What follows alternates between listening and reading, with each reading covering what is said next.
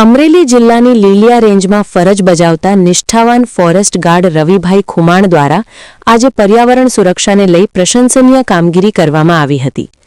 One વિભાગની પૂર્વ મંજૂરી વગર થઈ રહેલા વૃક્ષ છેદનના કાર્યને સ્થળ પર પહોંચી રવિભાઈએ અટકાવ્યું હતું અને જવાબદારોને કાયદાનું ભાન કરાવ્યું હતું.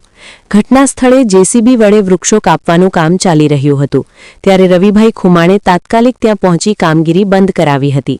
તેમણે સ્પષ્ટ શબ્દોમાં જણાવ્યું હતું કે ગૌચર હોય કે માલિકીની જમીન, વનસ્પતિ અને વૃક્ષો એ કુદરતી સંપત્તિ છે. વન વિભાગની લેખિત મંજૂરી વગર એક પણ વૃક્ષ કાપવું એ ગુનો બને છે. રવિભાઈએ સ્થાનિકોને સમજાવતા કહ્યું હતું કે આ વિસ્તાર સિંહ, નીલગાય, શિયાળ અને સસલા જેવા વન્યજીવોનું કુદરતી રહેઠાણ હેબિટેટ છે.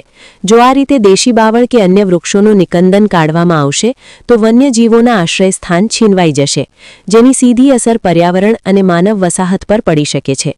પોતાની પાસે રહેલી રાઇફલ સાથે મક્કમતાથી ઊભા રહીને રવિભાઈએ લોકોને પર્યાવરણનું મહત્વ સમજાવ્યું હતું. તેમણે જણાવ્યું કે કોઈપણ વૃક્ષ કાપતા પહેલા આરએફઓ કચેરીની મંજૂરી લેવી અનિવાર્ય છે. પર્યાવરણને નુકસાન પહોંચાડતી કોઈપણ પ્રવૃત્તિ સહન કરવામાં આવશે નહીં. રવિભાઈ ખુમાણની આ કામગીરીને સોશિયલ મીડિયા અને સ્થાનિક લોકોમાં ખૂબ જ બિરદાવવામાં આવી રહી છે. એક જાગૃત વનકર્મી તરીકે તેમણે પોતાની ફરજ નિષ્ઠાપૂર્વક બજાવી વન્યજીવો અને વનરાજીની સુરક્ષા સુનિશ્ચિત કરી છે. રિપોર્ટર મૌલિક દોશી, અમરેલી.